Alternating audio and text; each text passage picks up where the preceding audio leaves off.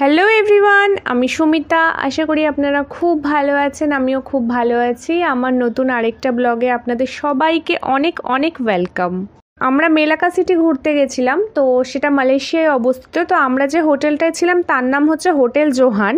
তো এটাই হচ্ছে সেই হোটেলটা। আমরা হোটেলে ঢুকে পড়েছি। এটা হচ্ছে রিসেপশন। তো রিসেপশনটা বেশ সুন্দর, বাঁশের সোফা সেট দিয়ে খুব সুন্দরভাবে পরিষ্কার পরিচ্ছন্নভাবে সাজানো ছিল। তো আর চারিদিকে মালাইদের কিছু যে জিনিসপত্রগুলো ওদের রেগুলার ইউজে লাগে সেগুলো দিয়েও কিছু সাজানো ছিল। হোটেল জোহান হচ্ছে দুটো বিল্ডিং আছে, একটা পুরনো বিল্ডিং, একটা নতুন বিল্ডিং। তো রিসেপশনটা হচ্ছে নতুন বিল্ডিংয়েই। তো এখানে এসে আমাদেরকে ওই রুম টুম উনি বলে দিচ্ছিলেন, আর ওয়াইফাই পাসওয়ার্ড সব কিছু বলে দিচ্ছিলেন আর কি। এগুলো হচ্ছে ডাইনিং টেবিল। এটা হচ্ছে নতুন বিল্ডিংটা। তো এখানে বসে খাওয়া দাওয়া করার ব্যবস্থা আছে। আর এদিকটা হচ্ছে ওই গলি করে এগুলো সব রুমে থাকার আর কি রুমগুলো। এখানে ফুল এসি করা, অসুবিধে নেই। আর এটা হচ্ছে লিফট ওপরে যাওয়ার জন্য। এটা হচ্ছে হোটেলের বাইরেটা। হোটেলের বাইরেটাও কিন্তু খুব গাছগাছালি দিয়ে সুন্দর করে সাজানো ছিল। আর এখানে না স্মোকিং নন স্মোকিং দুটো চেয়ার টেবিল ছিল, মানে যারা স্মোক করবে তারা আলাদা টেবিলে বসবে, নন স্মোকাররা আলাদা টেবিলে বসবে, এরকম করে আর কি। আর এমনি তো বাইরেটা খুব সুন্দর পরিষ্কার পরিচ্ছন্নভাবে সাজানো ছিল। তো আমরা জোহানের পুরনো বিল্ডিংটায় ছিলাম, যেটা আগে তৈরি হয়েছে জোহানের। তো ঢুকেই আমরা প্রথমে দেখলাম পাসওয়ার্ড লক দরজা আছে এখানে একটা। তো এখানে পাসওয়ার্ড না দিলেই দরজাটা খুলবে না। তো সেই পাসওয়ার্ড উনি দিয়ে দিয়েছিলেন, যিনি রিসেপশনে ছিলেন তিনি আমাদের সাথে এসেছিলেন। উনি পাসওয়ার্ড আমাদের বলেও দিয়েছিলেন এবং তিনি খুলে ফার্স্টে সব দেখিয়ে দিলেন আর কি। তো ঢুকেই প্রথমে হচ্ছে একটা রিসেপশন আছে। তো ওখানে টেবিল চেয়ার সব রাখা আছে। আর ওখানে আছে একটা হট কোল্ড ওয়াটারের একটা মেশিন, সেখান থেকে আর কি সবাই কফি টফি করার জন্য লাগে। আর জাগ আছে, প্লেট আছে, কাপ আছে, সব কিছু, সিঙ্ক আছে, সবই আছে এখানে।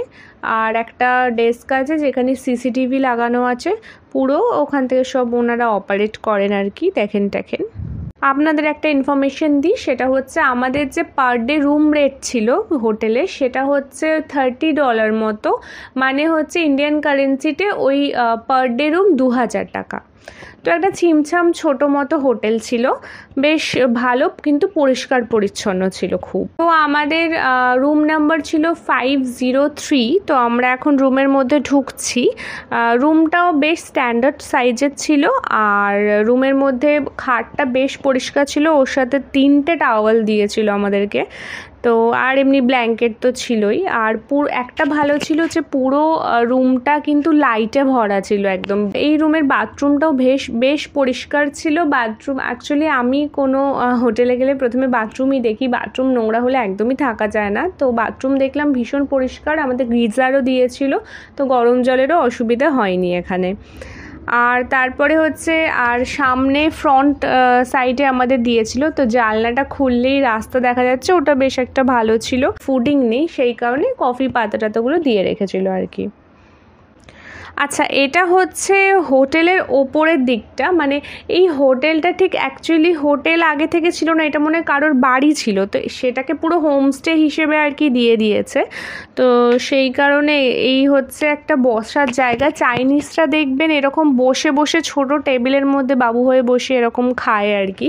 তো এইরকমই একটা সিটিং এরিয়া আছে এখানটায়, বেশ সুন্দর। আর লাইটগুলো সেই রকমই টাইপের আর কি।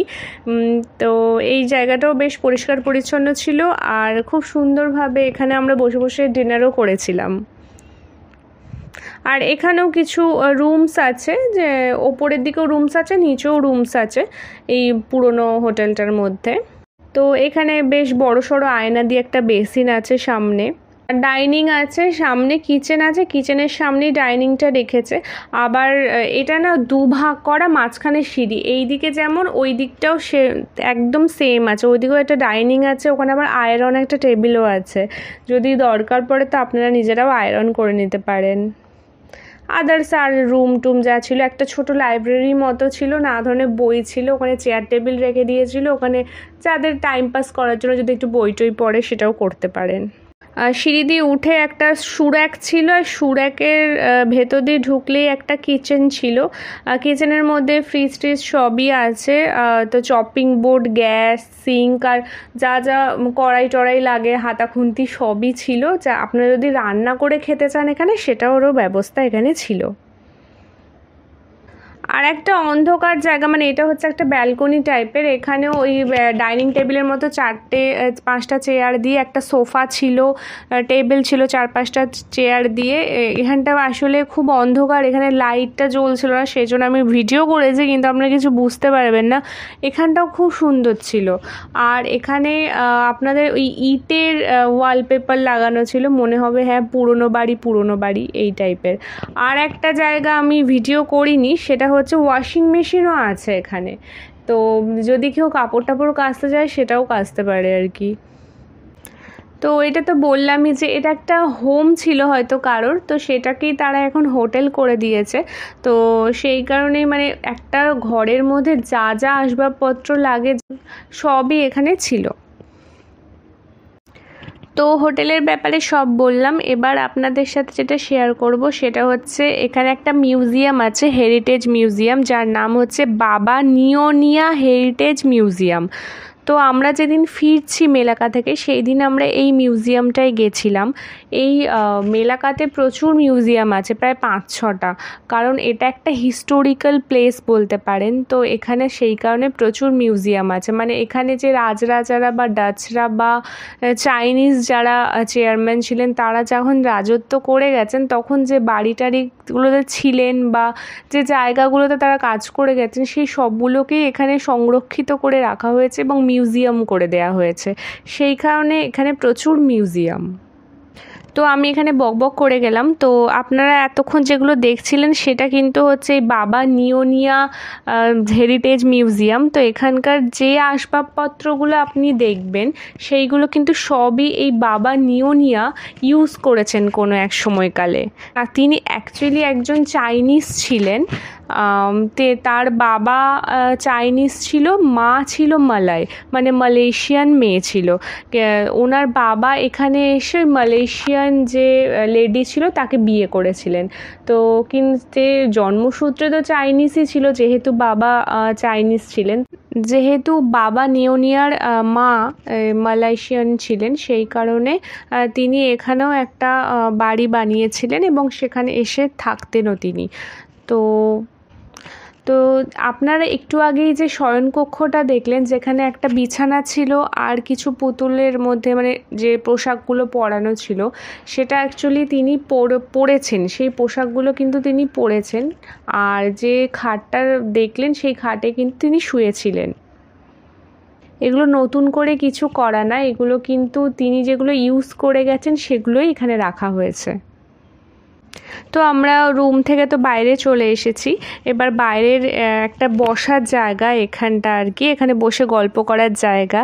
তো আর এখানে একটা জিনিস আমি দেখলাম, পুরো মিউজিয়ামটা যখন ঘুরছিলাম দেখছিলাম প্রত্যেকটা ঘরে ঘরেই প্রায় 3-4টে করে মিরর লাগানো। জানি না কেন, বাট এটা লাগানো ছিল। আচ্ছা, এটা হচ্ছে একটা ওই টাইপরাইটার, উনি এটা ইউজ করতেন সেই সময় লেখালেখি কাজের জন্য। এগুলো একদমই টাচ করা বারণ ছিল, তো সেই সময়কার সব কিছু রেখে দিয়েছে আর কি। তারপরে আর তিনি খুব শৌখিন ছিলেন, তো সেই কারণে তিনি ঘরটাকে খুব সুন্দরভাবে সাজিয়েছিলেন। আর শুধু যে বলবো যে মালয় প্রজাতিরই জিনিসপত্র দিয়ে সাজিয়েছেন তা না, তিনি দেশ বিদেশে যেখানে যেখানে ঘুরতে গেছেন সেখান থেকে আমরা যেমন কোথাও ঘুরতে গেলে কিছু নিয়ে আসি, তিনি নিয়ে এসে এরকম অনেক কিছু নিয়ে এই বাড়িটা সাজিয়েছিলেন। তো এই মিউজিয়ামের একটু ইতিহাস আপনাদের সাথে শেয়ার করি। সেটা হলো, আপনাদের আগেই বলেছি মিউজিয়ামটার নাম, তাও আবার বলছি, এই মিউজিয়ামটার নাম হচ্ছে বাবা নিওনিয়া হাউস মিউজিয়াম বা বাবা নিওনিয়া হেরিটেজ মিউজিয়াম, দুটো নামেই এখানে ডাকা হয়। তো এটা মেলাকা সিটি, মালয়েশিয়াতে অবস্থিত। আচ্ছা, এই জাদুঘরটি হচ্ছে পেরানাকান নামক জাতিগত চীনা মালয় যে বংশধর, তাদের স্থানীয় ইতিহাসকে প্রদর্শন করে। আর রাজ্যে এই জাদুঘরটি 1986 সালে চ্যান কিম লে দ্বারা প্রতিষ্ঠিত হয়েছিল। আচ্ছা, এই পেরানাকান যে বংশধরদের বললাম নাম, তার 4র্থ প্রজন্ম ছিল। আর এই বাড়িটি মানে এই যে মিউজিয়ামটি সেটি প্রতিষ্ঠিত হয়েছিল 1896 সালে। তো সেই থেকে এই বাড়িটি বসবাসের যোগ্য হয়ে উঠেছিল সেই দিন থেকে। মিউজিয়ামটি হচ্ছে বিস্তৃত কাঠের কাজ, আসবাবপত্র, চীনামাটির বাসন এইসবের জন্যই বেশি পরিচিত। আচ্ছা, এই মিউজিয়ামটা কিন্তু ফ্রি অফ কস্টে ঢোকা যায় না, এখানে টিকিট লাগে। এখানে পার পারসন 18 RM করে আমাদের লেগেছিল। তো সেটা মোটামুটি ওই 280 পার পারসন টাকা মতো ইন্ডিয়ান কারেন্সিতে। তো তিনি যে শৌখিন ছিলেন সেটা তো আমি আগেই বলেছিলাম। এই যে দেখুন ভায়োলিন লেখা আছে, ভায়োলিনটা তিনি বাজাতেন, এটা কিন্তু তার ইউজ করা ভায়োলিন। আর এই যে বলছিলাম যে এটা হচ্ছে ওই সাজার বক্স, সাজগোজ রাখার। তার যে ওয়াইফ ছিল, বাবা নিওনিয়ার যে ওয়াইফ, তিনি এখানে বসে আর কি সাজগোজ করতেন। তো এখানে অনেক ইত্যারও রাখা ছিল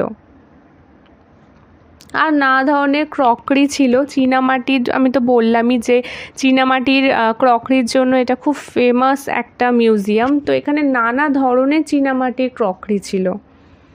রুম থেকে বাইরে বেরিয়ে এসেই দেখবেন এখানে একটা ডাইনিং স্পেস আছে, এখানে তারা বসে বসে খাবার দাবার খেতেন। আর এখানে কিছু ওয়াইন রাখার যে টেবিল, একটা হয় ওয়ার্ড্রপ টাইপের হয় ওয়াইন রাখার, তো সেইগুলো আর কি ছিল এখানে। আর এই যে মিররের কথা বললাম, একটু পা যেতে না যেতেই একটা করে মিরর। হয়তো তেনারা খুব নিজেদের রূপচর্চাতে বিশ্বাসী ছিলেন, সেই জন্য মনে হয় বাড়িটার মধ্যে প্রচুর মিরর রেখেছেন। বাড়িটা তো বিশাল ছিল, মানে বিশাল বলতে ভাবা যায় না, পুরো বাংলো বাড়ির মতো আর কি ছিল। আর এখানে একটা দেখতে পাচ্ছেন বড় ডাইনিং টেবিল, এখানে অনেকজন লোক বসে আর কি এখানে খাওয়া দাওয়া করতেন। আর সে ভেতরে ক্রকারিও রাখা আছে। ওই যে পুরনো যেটা দেখলেন সেটা হচ্ছে ছোট ডাইনিং, তার মধ্যে ক্রকারি আছে, সেখানে হয়তো স্যুপ টুপ খেতেন। আর এটা হচ্ছে বিশাল বড়, যেটা কিচেনের সাথে লাগানো আছে, এখানে তারা হয়তো ডিনার লাঞ্চ করতেন। তো সেই ক্রকারি কিন্তু সব আলাদা আলাদা। তো এইটা হলো রান্নাঘর। রান্নাঘরটা দেখুন আমাদের গ্রামের যে রান্নাঘর সেরকম একটা ভাইবস আসছে। এখানে এরকম জাতা টাতা আছে, ডাল চাল পেশার জিনিসপত্র আছে।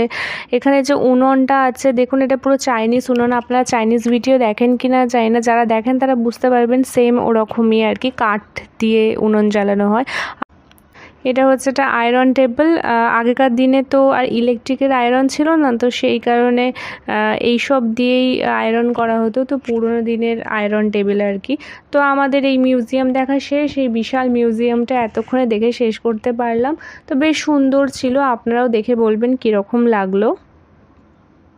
তো আজকে হচ্ছে আমাদের মালয়েশিয়া থেকে ফেরার দিন সিঙ্গাপুরে। তো আমাদের এই যে বাস দেখতে পাচ্ছেন, এই বাসটাতে করেই আমরা আবার সিঙ্গাপুর ফিরে যাব। এটা হচ্ছে KKL এর বাস। আগে আমরা যেটাতে এসেছিলাম সেটা সিটি লাইনের বাস ছিল। সব ডিটেলস আমার অন্যান্য ভিডিওতে আছে, আপনারা দেখে নেবেন। আর যারা আসতে চান আর কি সিঙ্গাপুর টু মেলাকা ভ্রমণে, তো তারা সব ডিটেলস আমি দিয়ে দিয়েছি, আপনারা একটু দেখে নেবেন। আমাদের যাওয়ার বাসের ভাড়া ছিল ওই 120 RM, মানে হচ্ছে 2100 টাকা মতো পার পারসন। তো আমি ভিডিওটা এখানেই শেষ করলাম। সবাই খুব ভালো থাকবেন, হ্যাপি থাকবেন। নতুন আরেকটা ভিডিওতে আপনাদের সাথে দেখা হবে। আমাকে জানাবেন যে কমেন্ট করে আপনাদের ভিডিওটা কেমন লাগলো। টাটা।